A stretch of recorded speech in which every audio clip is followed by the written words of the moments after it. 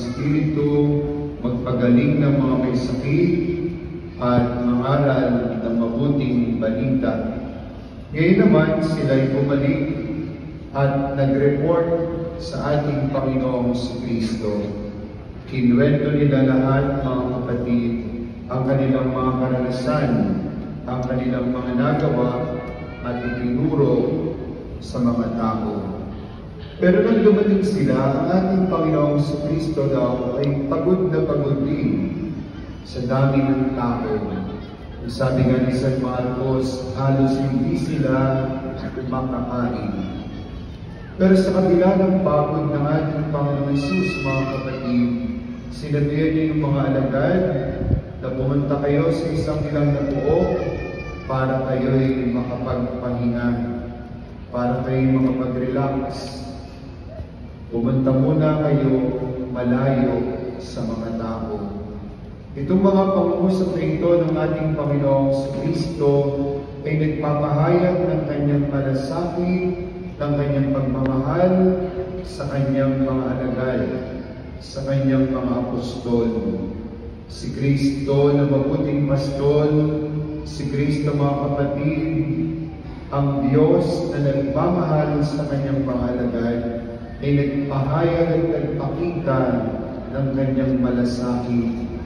Na kahit pagod na siya, nang sabi niya sa mga alagad niya, magpahinga kayo. Kailangan niyong mag-relax. Lumayo muna kayo sa maraming tao. At ganun lang ginawa nila. Sumakay sila sa bangka. Kaya lang, sabi ni San Marcos, nakita sila ng mga tao. Ang nangyari, nauna pa daw yung mga tao sa kabila. Kaya sabi ni Jesus, nung makita nila yung mga tao, siya'y nahabag, siya'y naawa. At ang sabi niya, para silang mga tupang walang pastol, para silang mga tupang naghahanap ng mabuting pastol. At bilang mabuting pastol, mga kapatid, nahabag, naawa ang ating Panginoong Kristo. Hindi pa rin sila nakapagpahinga, sabi sa Ebanghelyo, tinuruan niya sila ng maraming bagay.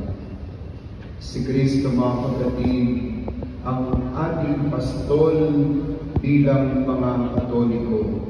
Siya ang mabuting pastol. Anong sabi ni San Pablo sa ikalawang pagbasa? Siya ang Kristo na nagpakasakit, namatay at muling nabuhay para sa ating kaligtasan. Dahil sa kanyang pagliligtas, dahil sa kanyang pag-ibig, tinipon niya ang bayan ng Diyos. Tinipon niya, pinagkaisan niya ang bayan ng Diyos sa pag-aalay niya ng kanyang buhay para sa kaligtasan ng lahat. Sa unang pagbasa, sabi ang babala, yung mga pastol na pabaya, yung mga pastol na hindi katiwa-tiwala ay parurusahan ng Diyos. Yung mga pastol na bayaran na sinisira ang kanyang sambayanan ay parurusahan ng Diyos. May nag-iintay sa kanilang parusa kung sinisira nila ang kawan ng Diyos, kung sinisira nila at pinababayaan nila ang sambayanan ni Kristo. Mga kapatid, linggo-linggo pumupunta tayo sa simbahan, nagsisimba, nakikinig ng salita ng Diyos, at tinatanggap natin si Jesus sa banal na Eucharistia. Bakit? Sapagkat ito ang gusto ni Kristo, ang mabuting pastol para sa ating lahat. Kaya tinatag ni Jesus ang banal na Eucharistia ng unang Huwebes Santo. Kaya tinatag ni Jesus, mga kapatid, ang banal na misa upang tayo na napapagod simula Lunes hanggang Linggo, nahihirapan, nagdurusa, pagdating ng araw ng Linggo, tayo'y makapiling niya, tayo'y makapagpahinga sa Kanya. Kapag araw ng Linggo, tayo'y matuto sa Kanyang aral, kumain ng kanyang katawan at dugo. Kaya ang misa linggo-linggo na ating dinadaluhan, mga kapatid, ay pag-ibig at pagmamahal ng Diyos sa atin. Pag-ibig at pagmamahal sa atin ng mabuting pastol. Kaya nga tayo nagpapabalik-balik sa simbahan, kaya nga tayo nagpapabalik-balik sa dambanan ito, sa kanlungan ng mahal na Birhen ng Antipolo. Dahil dito natin kinakatagpo, dito natin naranasan, dito natin natututunan, at dito natin pinagsasaluhan si Kristo at ang kanyang pag-ibig.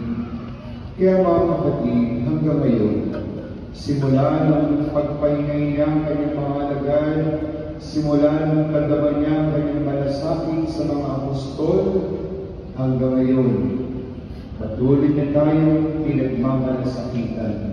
Patuloy na tayong minamahal, iniingatan, pinagpapahinga sa kanyang piling at sa kanyang kanlungan. Kaya pag nagsisimba tayo linggo-linggo, patuloy tayong magpurit magpasalamat sa Panginoon, ang mabuting pastol na laging nandiyan sa atin. Patuloy natin siyang papurihan, mga kapatid, sapagkat alam natin sa bawat pagtitipon natin, sa bawat pagsasama-sama natin bilang kanyang mga alagad, tayo'y minamahal at pinagpapala ng ating Panginoong Kristo. Kaya kung paano tayo pinagpapala, kaya kung paano tayo, mga kapatid, minamahal ni Kristo, sa banal na misa, sa ating pagtitipon-tipon, ganun din tayo magmahal at magmalasakit sa ating kapwa. Kung paano tayo pinapakain ni Jesus ng kanyang katawan at dugo, magpakain din tayo sa ating kapwa, lalong-lalo na yung mga nagugutom. I believe in God, the Father Almighty, creator of heaven and earth, and in Jesus Christ, his only